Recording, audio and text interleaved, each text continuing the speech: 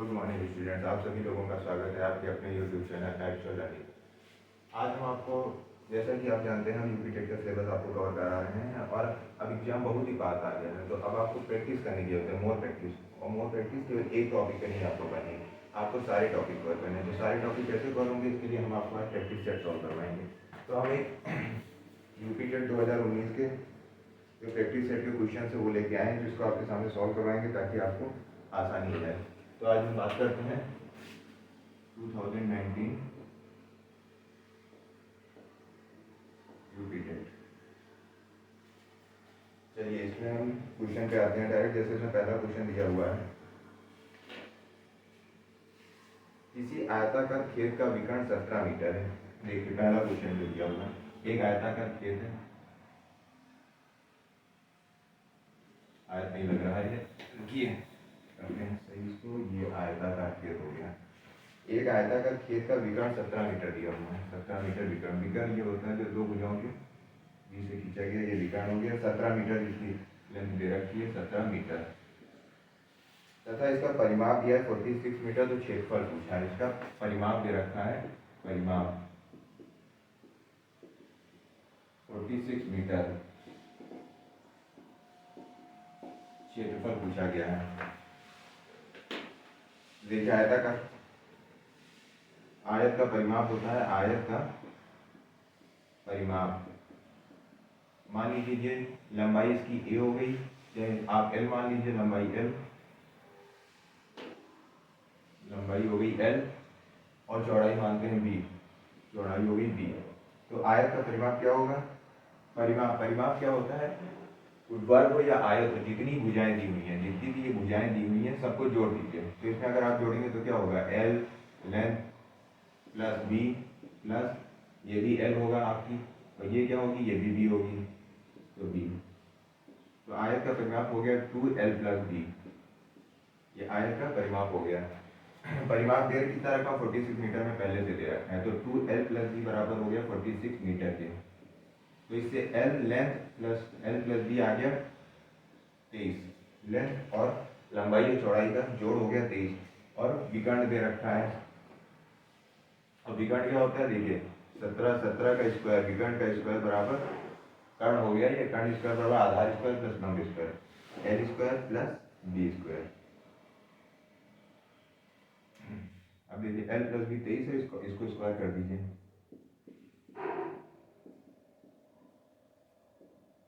23 का स्क्वायर क्या होगा,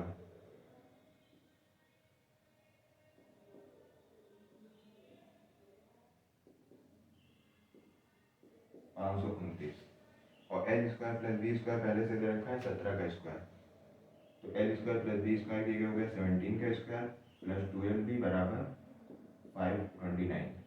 तो एल 2lb बराबर 529 माइनस 17 का स्क्वायर, 17 का स्क्वायर क्या होता है, देखिए 17 से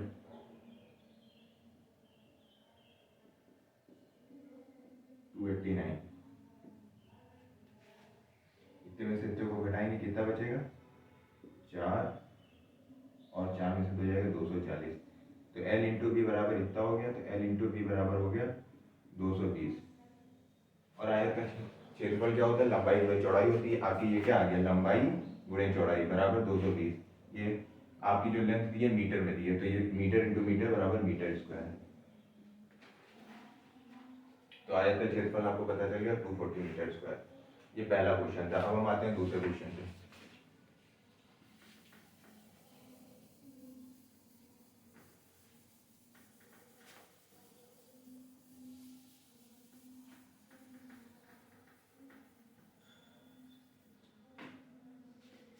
दूसरा क्वेश्चन दिया है कि 2 की पावर -1 की पावर -1 इतने के सरलीकरण से क्या प्राप्त होगा। अगर हम इसको सिंप्लीफिकेशन करते हैं तो इससे क्या मिलेगा। ऑप्शन में दिया हुआ है, पहला ऑप्शन दिया है अभाज्य संख्या,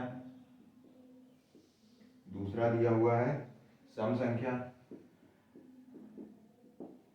तीसरा है 2 का गुणज, 2 का गुणज मतलब 2 का पहाड़े में आएगा कि नहीं आएगा ये है, और चौथा है विषम संख्या। अब देखिए 2 की पावर -1 की पावर -1, अब सबसे पहले ब्रैकेट के अंदर जो चीज़ है उसको हम सॉल्व करेंगे। तो 2 की पावर -1 को सॉल्व करेंगे तो ये हो जाएगा 1/2 की पावर -1,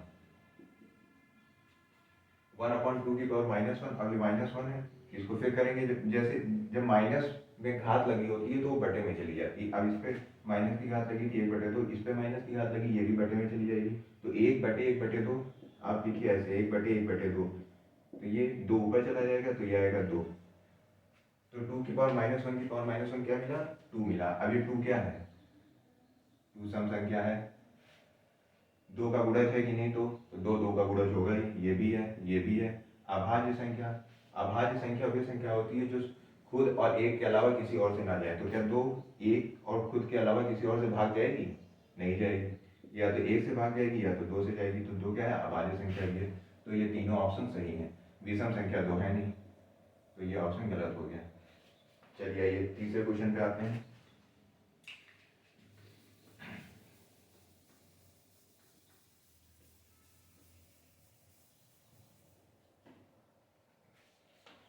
एक बहुभुज के अंतः और बाह्य कोणों का अंतर 60 है।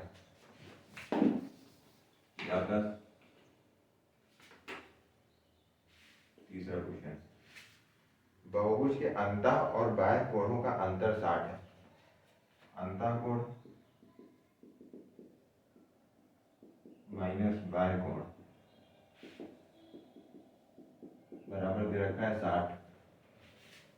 60 है। तो बहुभुज की भुजाएं पूछी है, n पूछा गया है, n बराबर पूछा है।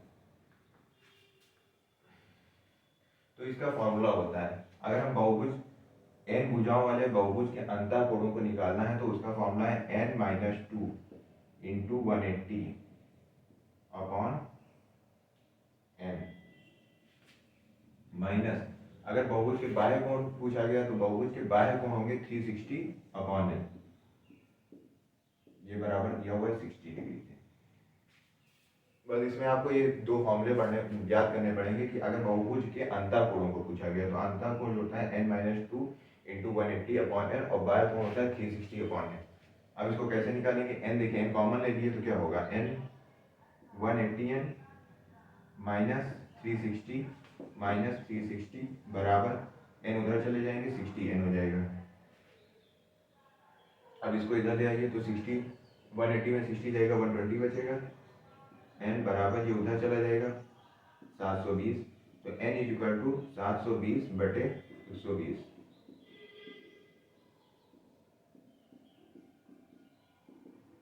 n is equal to 6। अंतः कोण और बाह्य कोण का अंतर 60 डिग्री दिया हुआ है, तो बहुभुज की भुजाएं कितनी आ रही हैं? 6 आ रही हैं।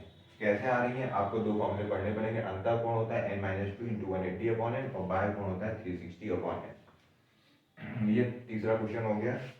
देख रहे हैं कितने सिंपल सिंपल क्वेश्चन पूछे जाते हैं यूपी टेट में।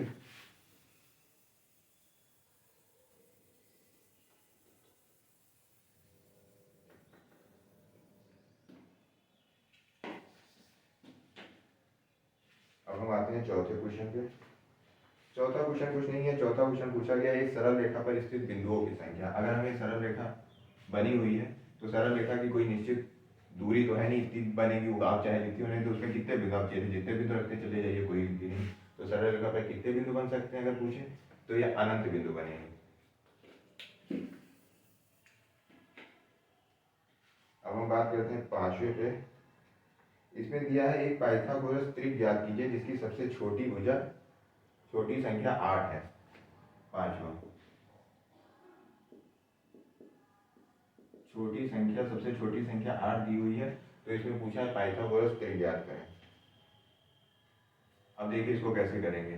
8 दिया हुआ है, 8 का स्क्वायर कर दीजिए आप, या आप एक काम करिए, ऐसे कठिन हो जाएगा आपको, बाई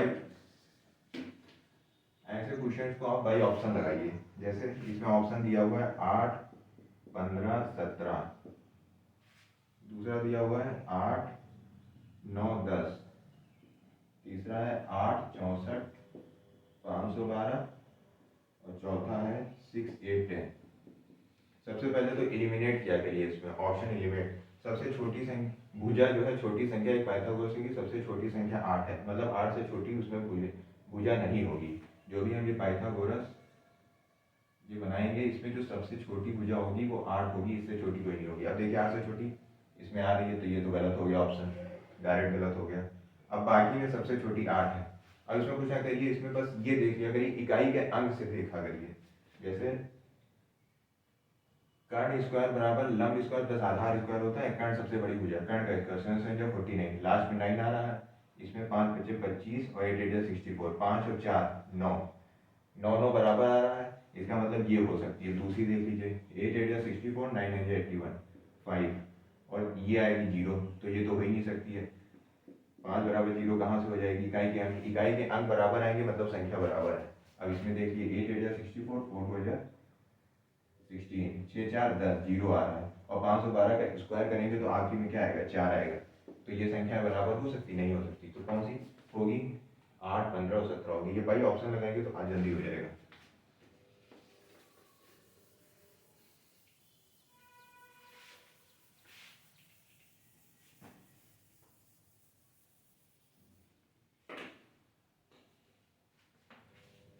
ये 5वां क्वेश्चन हो गया। छठा क्वेश्चन देखते हैं जो 2019 में पूछा गया है। एक संख्या दे रखी है 4 1 7 Z 8, और कहा ये 9 से विभाज्य है, 9 से विभाज्य है। तो Z बराबर पूछा गया है। अब इसमें आपको पहले पता होना चाहिए 2 3 4 5 6 7 8 9 से विभाज्य संख्या कैसे निकालेंगे।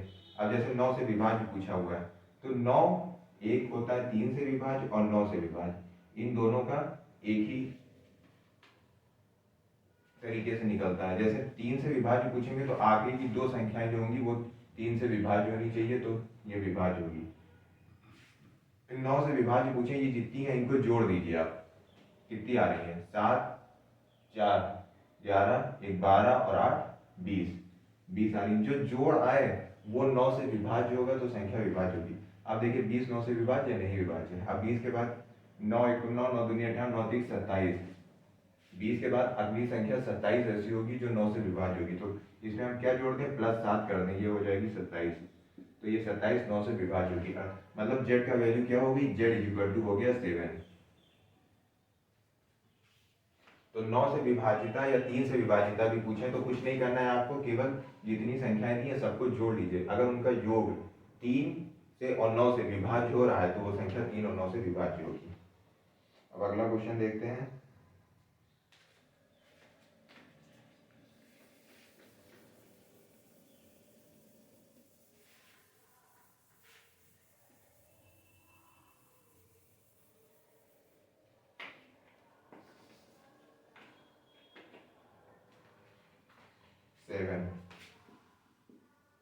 सेवन में दे रखा है 2160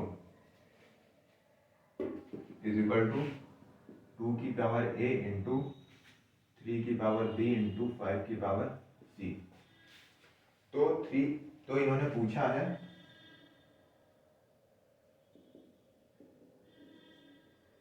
3 की पावर a इंटू 2 की पावर -b इंटू 5 की पावर -c बराबर पूछा है।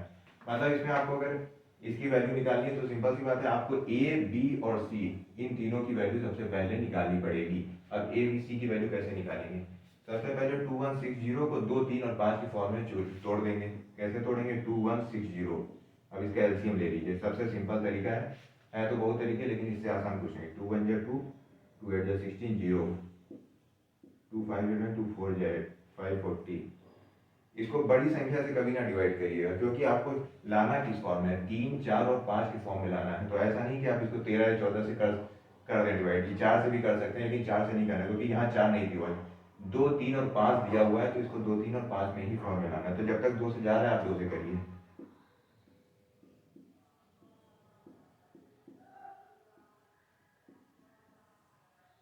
दो, अब 2 से नहीं जाएगा, लास्ट में 5 आ गया तो 5 से जाएगी। 5 दूनी 10, 5 दिए 3, 5 5 से 35, फिर 3 9 जा 27, 3 3 जा 9, 3 1 जा 3। अब देखिए कितना आया? 1 2 3 4, 2 कितनी बार आया, 4 बार आया, तो ये होगा 2 की पावर 4 हो गई। 3 कितनी बार आया, 3 बार आया हुआ है, तो इसको लिख दिया 3 की पावर 3, और 5 एक बार आया है, इंटू 5 की पावर 1। यहाँ क्या दिया हुआ था, 2 की पावर 1 इंटू 3 की पावर b इंटू 5 की पावर c दी हुई। अब इसको कंपेयर कर देंगे, घात घात, देखिए ये बराबर हो गई, 2 3 5 से बराबर है, तो इनकी घात का कंपेरिजन कर देंगे, क्योंकि अगर ये बराबर है तो घात भी बराबर होंगी, तभी तो बराबर होंगी, तभी तो ये पूरी संख्या एक दूसरे के बराबर होगी। तो कैसे करेंगे, 2 की पावर क्या है, 4, तो a की वैल्यू हो गई 4, अब b की वैल्यू क्या हो गई 3, और c की वैल्यू हो गई 1।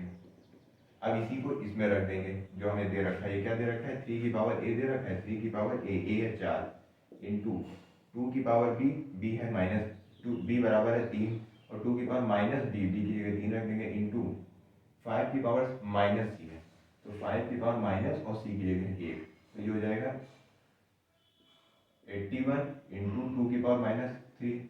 आपको बताया था जब कोई चीज़ माइनस में होती है तो उसको बटे में ले जाते हैं, तो 1/2 की पावर 3 और इंटू 1/5, तो इसको हम लिखेंगे 81/2 की पावर 3 क्या होगा, 8 होगा, और इंटू 5, तो हो जाएगा 81/40, ये आएगा आंसर, 81/40 आंसर आएगा। अब अगला क्वेश्चन आते हैं 8वां। आपको समझ में आ रहा होगा, आप लोगों को बहुत सिंपल वे में हम समझा रहे हैं।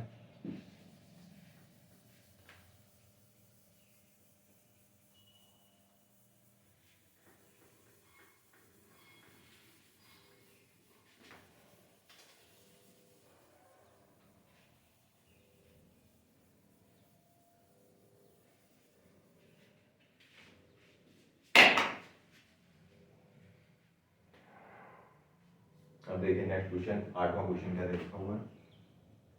ये 8वां क्वेश्चन जो दिया हुआ है ये रीजनिंग से रिलेटेड क्वेश्चन है। इसमें इन्होंने दे रखा है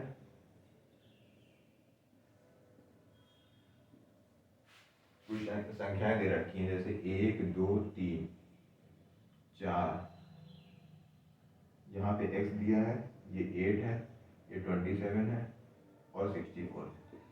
अब इसमें x की वैल्यू पूछा है, x की वैल्यू क्या होगी, तो ये रीजनिंग का क्वेश्चन है। इसमें कैसे करेंगे, अब देखिए आमने सामने की, इसमें जो भी है आमने सामने की संख्याओं को कंपेयर करेंगे। कैसे, अब 2 दे रखा है, यहाँ पे है 8, अब 2 से 8 कैसे बनाएंगे, 2 इंटू 4 8 हो सकता है, तो इंटू 4 कर दिए। अब ये 3 से 9 कैसे बनेगा, इंटू 9 कर दीजिए। अब 4 से 64 कैसे बनेगा, इंटू 16। कोई आपको रिलेशन इसमें पता चल रहा है, 4 9 16 में, हाँ इसमें कोई ऐसा रिलेशन नहीं आ रहा। अब ऐसे देखिए 2 से 8 ऐसे भी तो बन सकता है, 2 2 जा 4 4 2 जा 8, मतलब 2 की पावर 3 कर दें तो 8 बनेगा, 3 की पावर 3 से 27 बनाना है, तो 3 की पावर अगर 3 करेंगे तो 3 3 जा 9 इंटू 3 27 हो जाएगा। 4 की पावर अगर 4 कर देते हैं तो ये क्या होगा, 4 चौक 16, और 16 सॉरी 3, 4 की पावर 3, तो 4 चौक 16 और 16 चौके 64, तो 4 से 64 बन रहा है, 4 का क्यूब करने पे, 3 का क्यूब करने पे 27 बन रहा है, 2 का क्यूब करने पे 8 बन रहा है। तो अब 1 का भी क्यूब कर दीजिए, तो 1 का क्यूब क्या होगा, 1 होगा, तो x की वैल्यू क्या आ जाएगी, 1 आ जाएगी। तो ये रीजनिंग का क्वेश्चन था। इसमें आपको पूछेंगे ना आमने सामने की, देखेंगे कि इस छोटी संख्या से बड़ी संख्या कैसे बना सकते हैं, ये आपको देखना है। आपको समझ में आ गया होगा।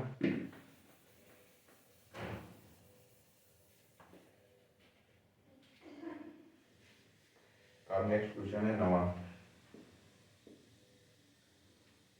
इसमें दिया है आयत की लंबाई में 60% की वृद्धि करने पर चौड़ाई में कितने % की कमी करनी हो कि आयत का क्षेत्रफल न बदले। देखिए आयत की लंबाई में 60% की वृद्धि कर रहे हैं, लंबाई में 60% इंक्रीज कर रहे हैं, वृद्धि करने पर चौड़ाई में कितने % की कमी करें। चौड़ाई में पूछा है कितने % की कमी करने कि आयत का क्षेत्रफल ना बदले, क्षेत्रफल बराबर हो।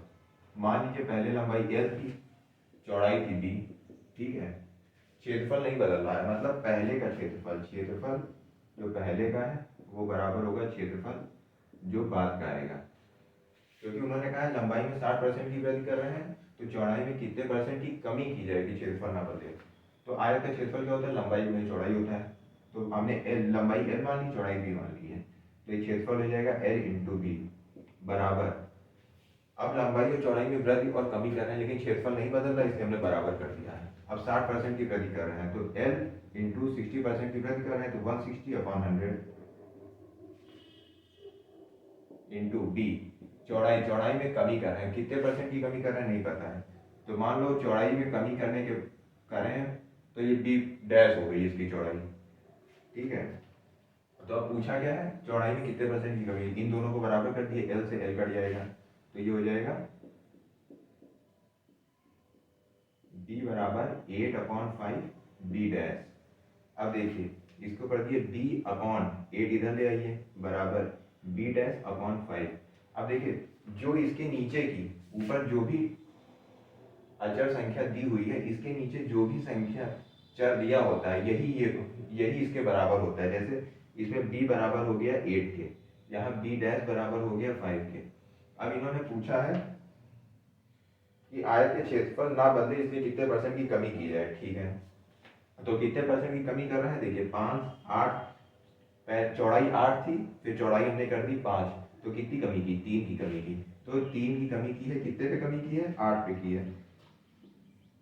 चौड़ाई थी कितनी, 8 थी, तो 8 पे कमी करें इंटू 8 अपॉन इंटू 100, 3/8 इंटू 100 कर देंगे तो क्या, इसको काट दिए 2 4 2, ये हो जाएगा 75/2%।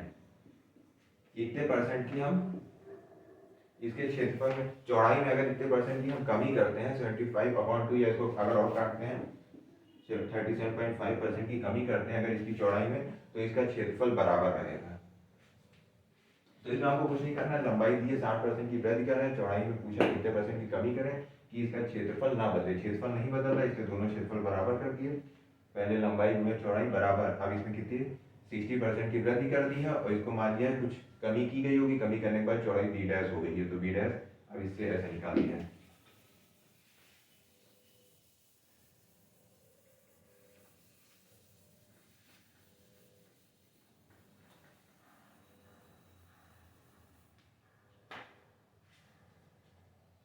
अब नेक्स्ट क्वेश्चन पे जाते हैं 10th।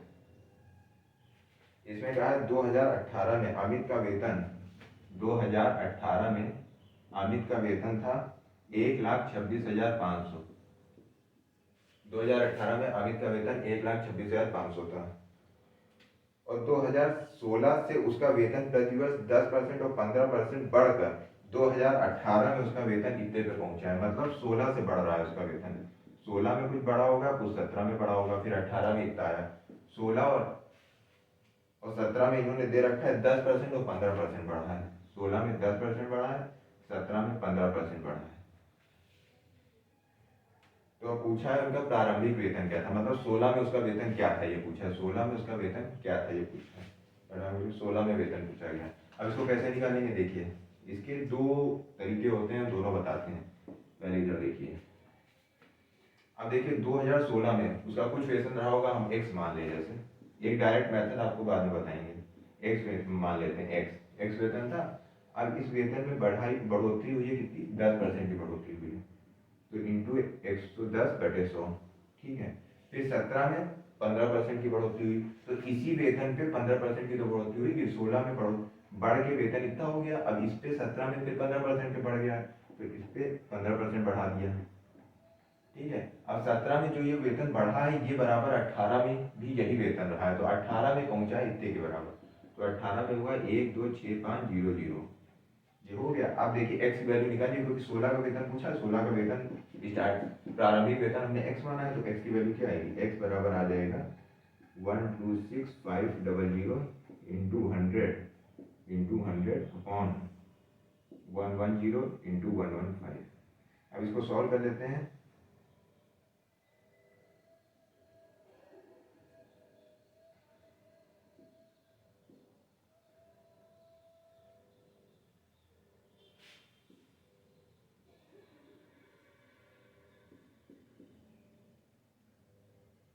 अब इसको पूरा जब सॉल्व करेंगे तो ये आएगा 1,00,000, x की वैल्यू आ जाएगी 1,00,000।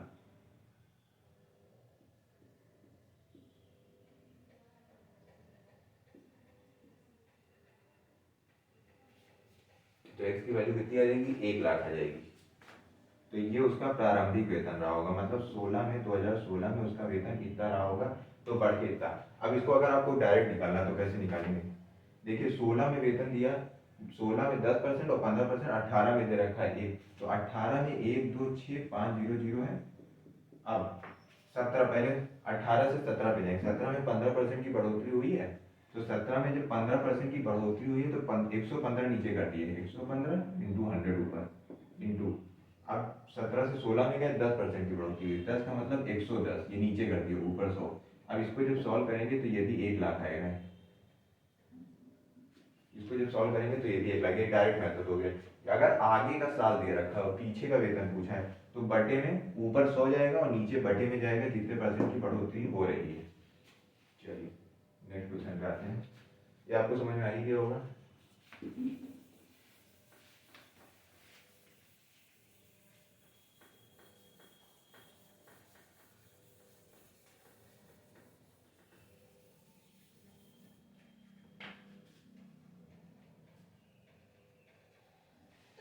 हम 10वां क्वेश्चन हो गया, हम आगे पे आते हैं।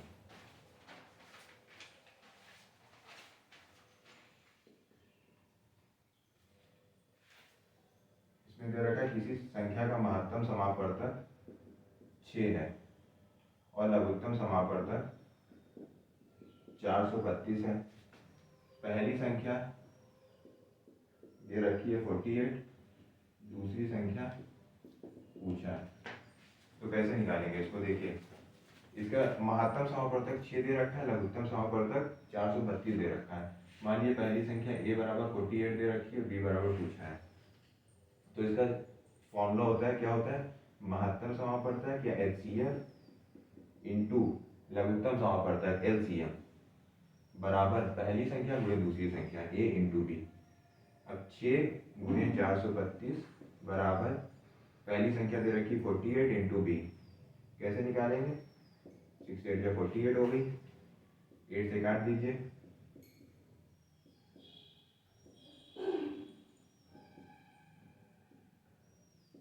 तो b बराबर आ गया 54। दूसरी संख्या क्या आ गई, 54 आ गई। तो महत्तम समापवर्तक दे रखा था, लघुत्तम समापवर्तक दे रखा था, पहली संख्या दे रखी थी और दूसरी संख्या पूछी थी, तो इसका फॉर्मूला होता है महत्तम समापवर्तक गुणे लघुत्तम समापवर्तक बराबर पहली संख्या गुणे दूसरी संख्या।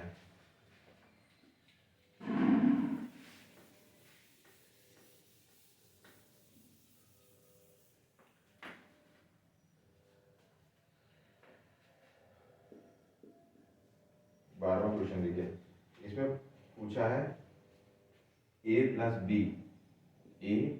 बी अपॉन सी बराबर b प्लस सी अपॉन ए है, और ये बराबर है c प्लस ए अपॉन बी के, और ये सब बराबर है k के, तो k बराबर पूछा है, क्या होगा, अगर ये सब बराबर है तो k की वैल्यू पूछी है।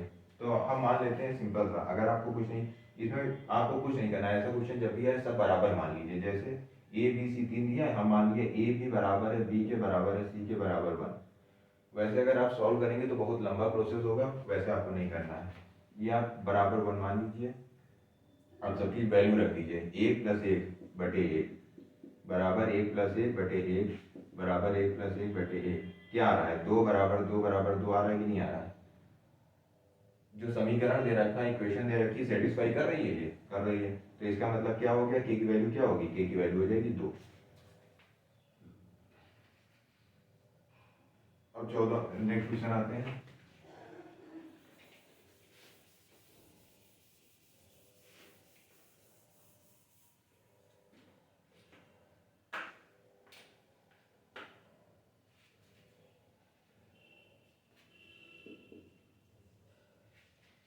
इसमें 3 मापे दे रखी है, 3 मापों को लेकर कुल कितने त्रिभुज बनाए जा सकते हैं ये पूछा है।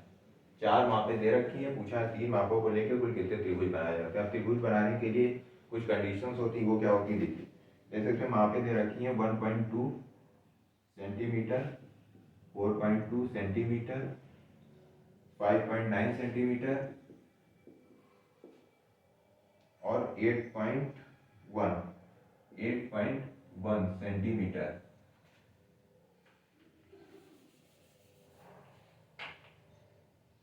8.1 सेंटीमीटर दे रखी है। हाँ, अब देखिए कैसे बनेगी। इसमें ये होता है 1.2, 1.2, 4.2, 5.9 और 8.1। ठीक, तो त्रिभुज बनाने की एक कंडीशन होती है, क्या होती है? सबसे एक त्रिभुज कब बनेगा? त्रिभुज बनता है जब एक सबसे बड़ी भुजा जो है उस वो दो अन्य भुजाओं की जोड़ से छोटी होनी चाहिए। जैसे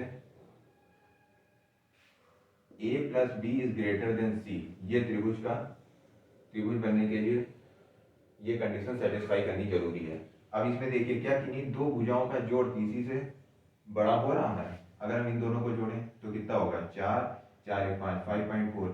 ये क्या किसी से बड़ा है? नहीं बड़ा है। अब इन दोनों को जोड़ लीजिए, 1, 5 और 9 10। 10.1 किससे बड़ा है? 8.1 से बड़ा है। तो इसमें कितने त्रिभुज बन सकते हैं? इसमें एक त्रिभुज बनेगा क्योंकि इन दोनों का जोड़ इससे बड़ा हो रहा है। अब ये बताइए 10.1 क्या किसी और संख्या से बड़ी हो रही? 1.2 से तो बड़ी है नहीं, 4.2 से बड़ी है नहीं। तो केवल ये, अब आप किसी और को भी जोड़ के देख लीजिए, क्या वो दोनों का जोड़ किसी तीसरी भुजा से बड़ा है? जितना बार ये बड़ा आएगा उतने त्रिभुज बनेंगे। अब एक बार ये बड़ा आ रहा है, दो भुजाओं का जोड़ तीसरे, तो इसका मतलब इसमें एक त्रिभुज बनेगा।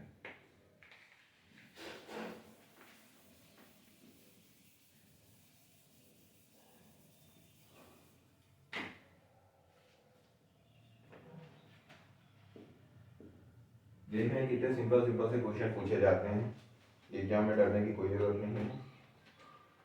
अब 15 क्वेश्चन दे रखा है, एक भिन्न का हर अंश के दोगुने से एक अधिक है, अंश में 2 जोड़ने व हर में 3 घटाने पर संख्या 1 मिलती है, तो मूल भिन्न क्या होगी? ये अंश और हर का क्वेश्चन है। अब इसमें मान लीजिए सबसे पहले अंश हम मानते हैं x है, x अपॉन वाई एक संख्या है, अंश x हो गया, हर y हो गया। इस अब जैसा क्वेश्चन में दिया है सेम वैसे ही करते हैं, हम चले जाएंगे। हमें अपनी तरफ से क्वेश्चन करना है। क्या दिया है? एक दिन का हर अंश के 2 गुने से एक अधिक है, हर जो है अंश के 2 गुने से, y जो है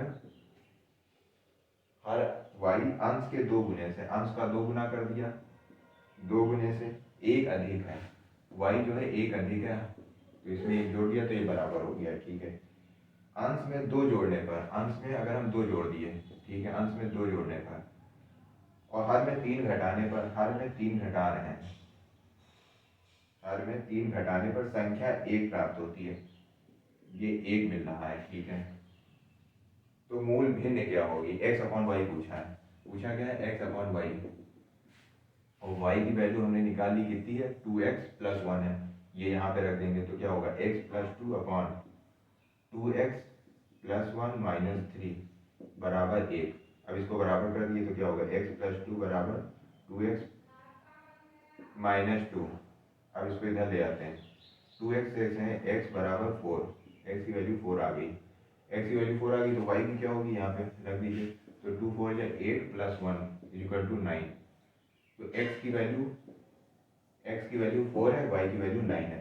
तो भिन्न क्या हो जाएगी? भिन्न थी x अपॉन वाई, जो हमारी प्रारंभिक भिन्न थी वो x अपॉन वाई थी, तो x की वैल्यू है 4, y की वैल्यू 9, तो 4 अपॉन 9। तो भिन्न क्या आ गई? 4 अपॉन 9 आ गई। अब देखिए नेक्स्ट क्वेश्चन है,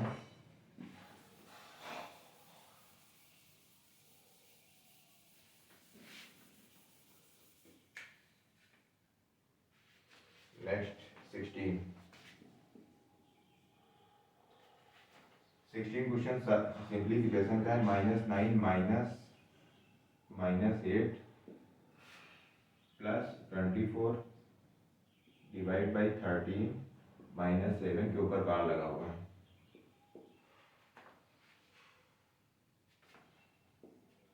अब देखिए इसमें एक तो फॉर्मूला होता है बॉड मास, उससे आपको सॉल्व करना होगा इसको। इसमें सबसे पहले जिसके ऊपर ये बार लगा होता है वो संख्या सॉल्व की जाती है। तो 13 में से 7 जाएगा, कितना बचेगा? 6 बचेगा। 6 डिवाइड बाई 24 प्लस 8 माइनस का माइनस -9। अब उसके बाद डिवाइड वाला सॉल्व करेंगे तो क्या होगा? -8 प्लस 4 माइनस -9। अब -8 -4 जो ब्रैकेट के अंदर है उसको सॉल्व करेंगे पहले, तो ये कितना हो जाएगा? ये हो जाएगा -4, बाहर आएगा +4 हो जाएगा, तो इक्वल टू 5, ये आएगा आंसर। क्वेश्चन 17 नोट कर लीजिए आप लोग।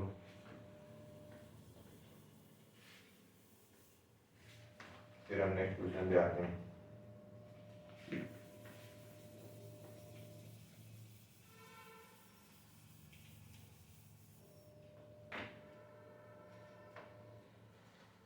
नेक्स्ट क्वेश्चन भी वही दिया हुआ है जो ये 2019 में दो क्वेश्चन सेम पूछ लिए गए हैं। देखिए इसमें भी पूछा गया है एलसीएम दे रखा है 4, एलसीएम दे रखा है 24। एलसीएम 4 एलसीएम 24 दे रखा है, एक संख्या दे रखी है ए पूछा है, बी दे रखा है 8। तो ये हमने बताया क्या करना है, इसका फॉर्मूला होता है एलसीएम इंटू एचसीएफ बराबर ए इंटू बी। तो एलसीएम 4 है, एचसीएफ 24 है, बराबर ए इंटू बी दे रखा है 8। तो ए में बराबर क्या हो जाएगा 12 हो जाएगा। इसको काट देंगे आपको 12 आंसर आ जाएगा। ये सेम क्वेश्चन था, पहले भी दे रखा था, वही 2 बार दे रखा है वही क्वेश्चन।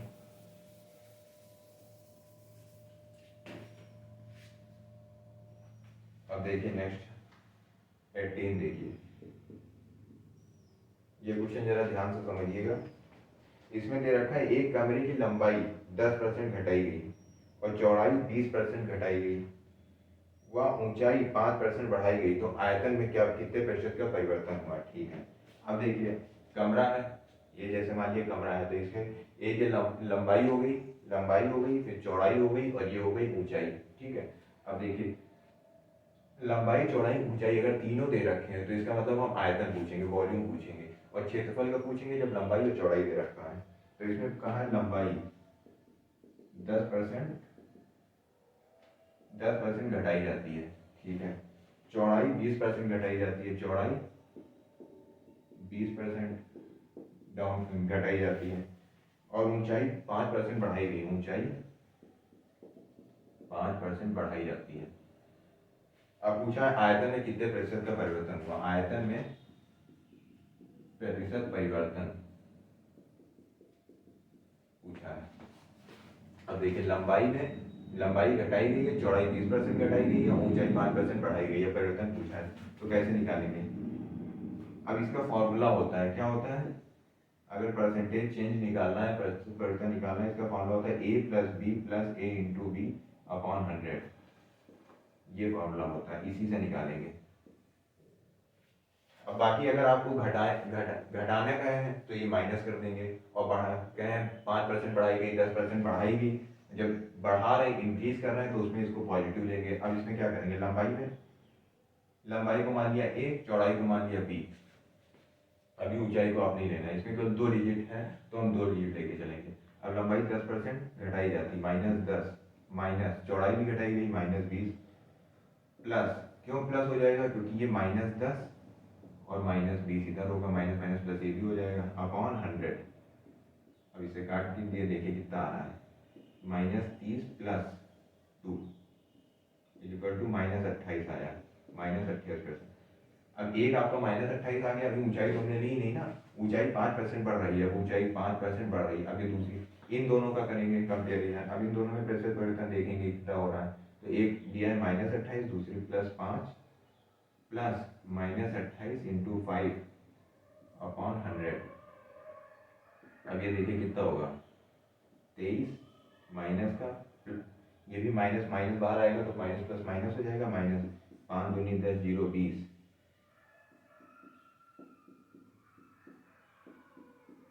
-7/5, तो क्या होगा, 5 3 15 11, -7/5।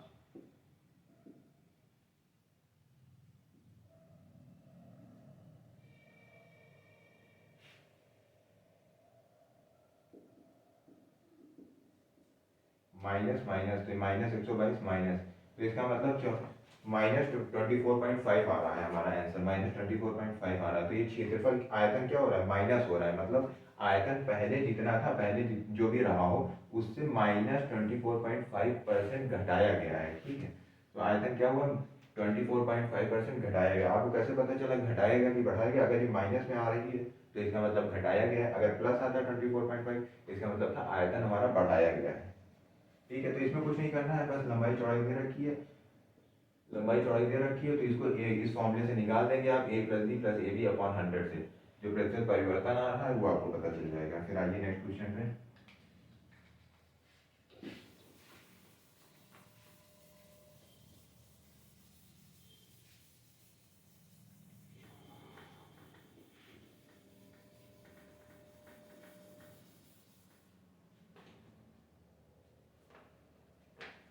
नेक्स्ट क्वेश्चन है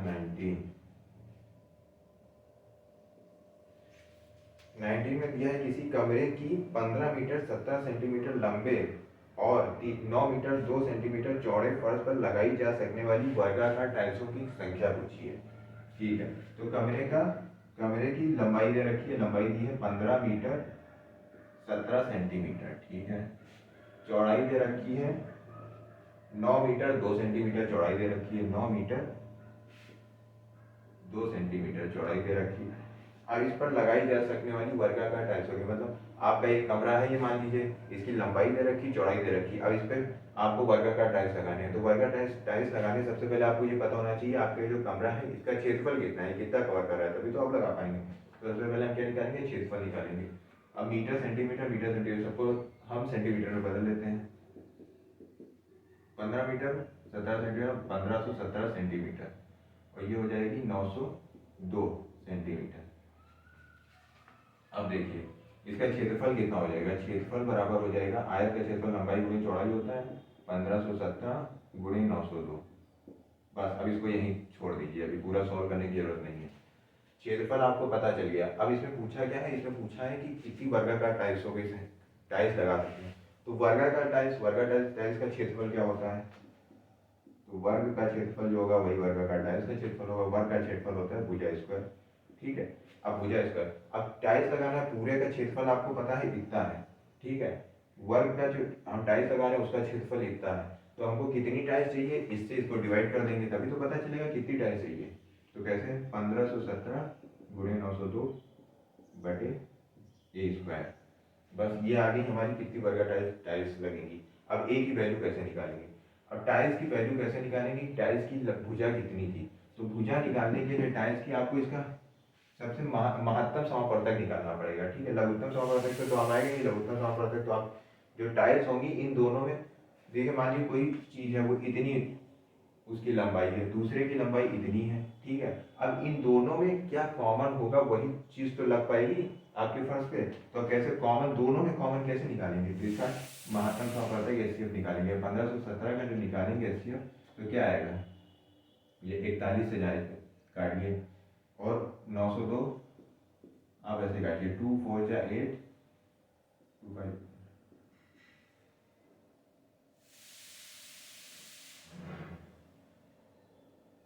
ये भी जाएगा 41 से। इन दोनों में जो कॉमन आएगा वो 41 आएगा। अभी आप जब इसको सॉल्व करेंगे तो आपको 41 कॉमन मिलेगा। तो मतलब जो वर्ग की भुजा है वो 41, ये जो है वो 41 होगी। तो 1517 गुणे 902 बटे 41 गुणे 41। अब इसको आप काट के सॉल्व कर लीजिएगा। इसको सॉल्व करने पे आंसर आएगा, इसमें लिखा नहीं है तो ये आएगा वैसे 814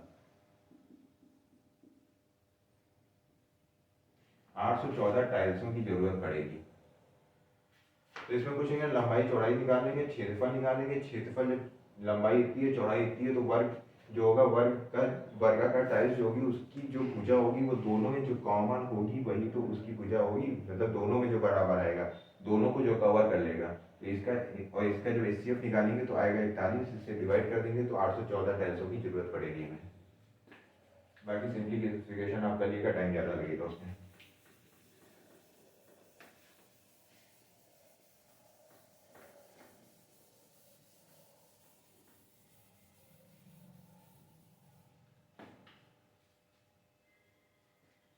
नेक्स्ट क्वेश्चन है 20। इसमें पूछा इन्होंने इकाई का अंक 2153 की पावर 167, इतने में इकाई का अंक क्या है, मतलब यूनिट डिजिट, आखिरी की डिजिट इसमें क्या है। तो इसमें आपको कुछ नहीं करना, जो भी संख्या दे रखी है घात में, जो भी संख्या दी उसको 4 से डिवाइड कर दीजिए। 4 से जब हम इसको डिवाइड करेंगे तो 4 चौक 16 कट गया पूरा, अब 7 बचा, 4 एकम 4, 5 6 7 3। जो आखिरी में जो हमारा शेषफल बच रहा है, अब यूनिट डिजिट ले रहे हैं तो हमको पूरी संख्या की जरूरत नहीं, आखिरी की संख्या ले लेंगे 3, 3 की घात क्या लगाएंगे, जो हमारा शेषफल बचेगा वही घात बन जाएगा, तो 3 की घात 3। अब 3 की घात क्या, 3 क्या होगा, 27 होगा, तो यूनिट डिजिट इसमें क्या आएगी, 7 आएगी। तो 21 53 की पावर 167 में अगर यूनिट डिजिट पूछेंगे तो इसमें यूनिट डिजिट क्या आ रही है, 7 आ रही है। 167 जो हमारा घात दे रखी है इसको 4 से डिवाइड करेंगे, जो शेषफल आएगा, शेषफल जो भी बचेगा उसको इसकी घात पे लगा देंगे और ये हमारा यूनिट डिजिट मिल जाएगी। अब देखिए नेक्स्ट क्वेश्चन।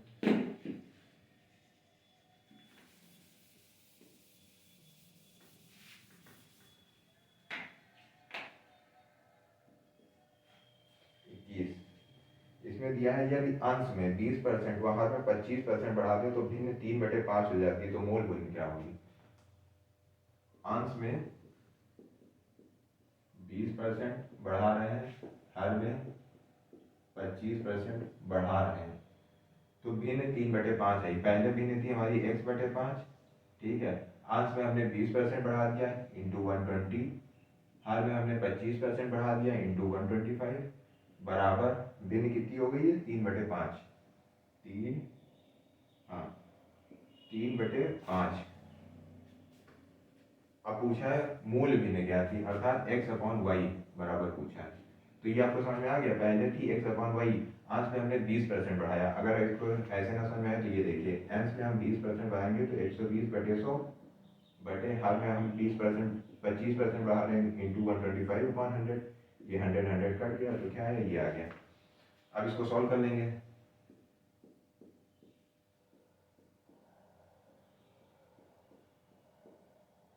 तो x/y बराबर हो जाएगा 5/8। जब इसको उधर ले जाएंगे तो 5 इधर चला जाएगा, 8 नीचे आ जाएगा, क्रॉस गुणा हो जाएगा, तो ये जो मूल भिन्न थी वो क्या हो गई, 5/8। ये हमारी क्या आ गई, मूल भिन्न आ गई। अगर हम अंश में 20% बढ़ा रहे हैं, हर में 25% बढ़ा रहे हैं, तो मूल भिन्न उसके बाद हमारी जो आएगी x/y वो 5/8 थी, जिसमें हमने बढ़ा के 3/5 बनाया है। नेक्स्ट क्वेश्चन पे ये था।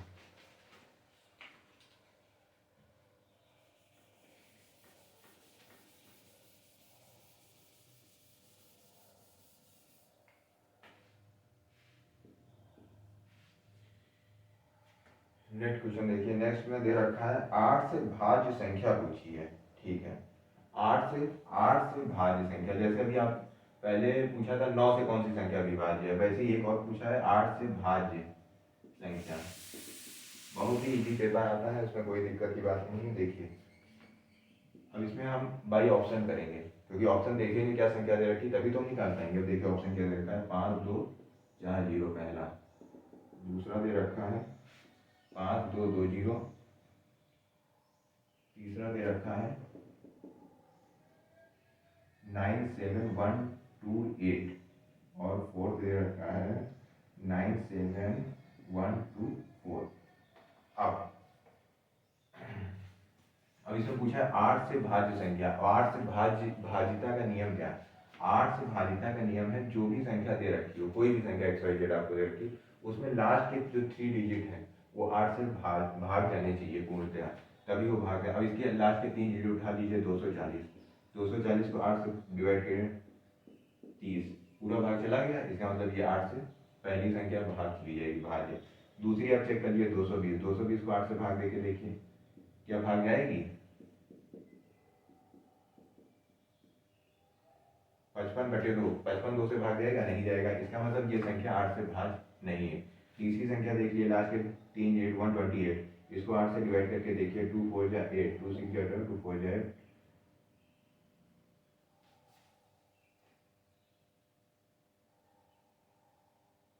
सॉरी सॉरी सॉरी, ये दे रखा है 228 दे रखा है। अब इसको देखिए, अब इसको देखिए 2 1 जा 2, 2 2 4 जाए, ठीक है,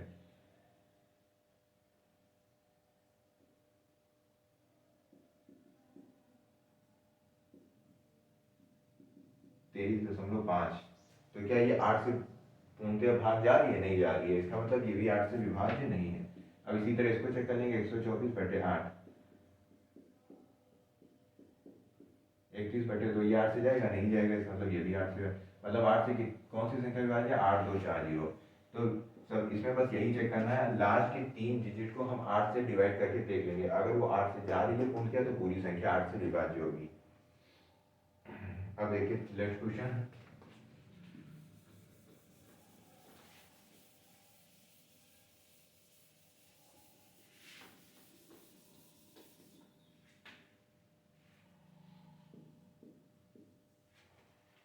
इसमें दे रखा है 10 रुपए में 6 की दर से केले खरीदने पर और 6 में 4 की दर से बेचने पर कितने परसेंट की हानि। अब देखिए 10 रुपए में, इसको ऐसे लिखिए आप, इसमें लोग कंफ्यूज जाते हैं, बहुत ही सिंपल है, देखिए कैसे करेंगे। 6 की दर से 10 रुपए में 6 की दर से, मतलब 6 केले खरीदे हैं 10 रुपए में, उसके बाद 6 रुपए में 4 की दर से बेच रहे हैं, ये हम खरीद रहे हैं, सीपी हो गया, फिर 4 केले बेच रहे हैं, एसपी हो गया कितना, 6 की दर से 6 रुपए में।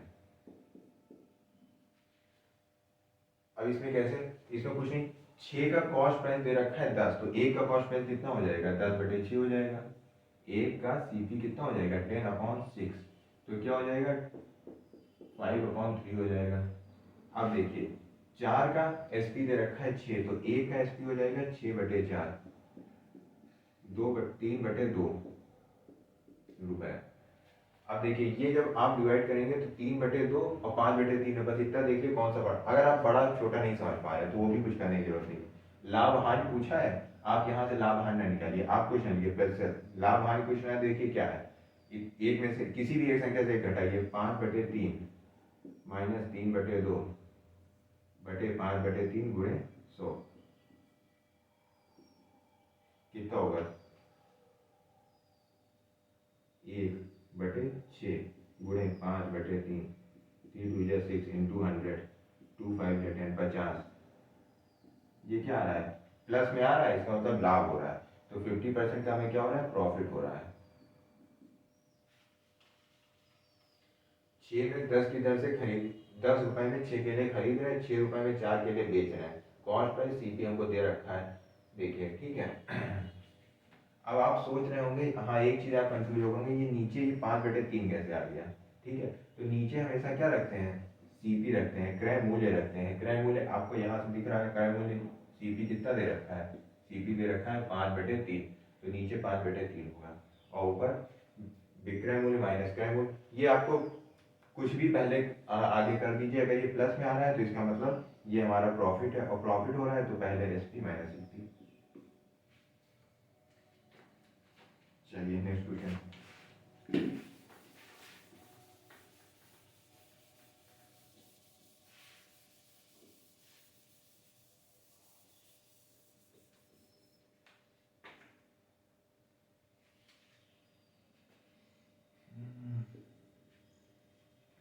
इसमें दे रखा है 0.01 का स्क्वायर, 0.01 का स्क्वायर को प्रतिशत में लिखने पर क्या आएगा, इतने को प्रतिशत में लिखना है तो क्या आएगा, अब 0.01 का स्क्वायर है तो 0.01 इंटू 0.01, तो क्या होगा 0.0001 आएगा।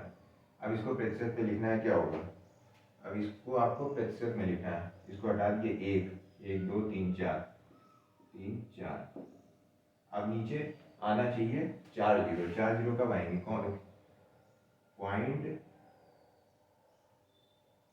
इसको प्रतिशत में लिखना है, आप इसको 1 जो आया है पॉइंट लगाइए, 0 लगाइए, फिर 0 लगाइए, 0 लगाइए, और 100 अब ये 2 जीरो बच रहे हैं, 2 जीरो बच रहे हैं ना, 0.01 प्रतिशत, क्यों प्रतिशत लगाने का मतलब ये 2 जीरो प्रतिशत में कवर हुए कि नहीं, प्रतिशत मतलब 100 होता है, तो ये तो 100 में हो गए, बाकी ये 100 को करने के लिए हमने क्या लिया 0.01, तो 0.01 के स्क्वायर में जो प्रतिशत में बदला है तो क्या आया 0.01 प्रतिशत आया है, ये हमारा क्या हो गया आंसर।